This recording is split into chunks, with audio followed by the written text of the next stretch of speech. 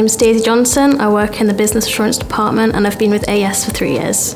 I initially joined AESSEAL doing a Business Admin Apprenticeship. The course lasted about 1.5 years. Once I finished the apprenticeship, I became a full-time employee, and now my current role consists of mainly quality work, so investigating complaints, auditing, risk assessments, toolbox talks. I chose to do an apprenticeship over other education options because I'm more of a hands-on learner. I find it easier to absorb knowledge through practical learning. I also liked the idea of earning money whilst learning. I found it was an easier balance rather than having a part-time job whilst also in education.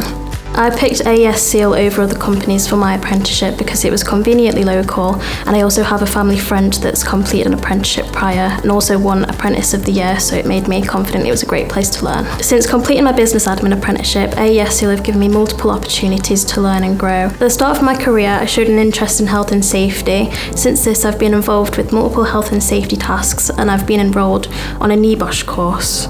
An NEBOSH course teaches how to manage health, safety and environmental issues in the workplace. What I value most about working for AESSEAL is the company's commitment to environmental sustainability. And it's always exciting to learn about the innovative projects that contribute to a greener future. I work predominantly in an office environment, however I'm required to work with colleagues in various departments across the group.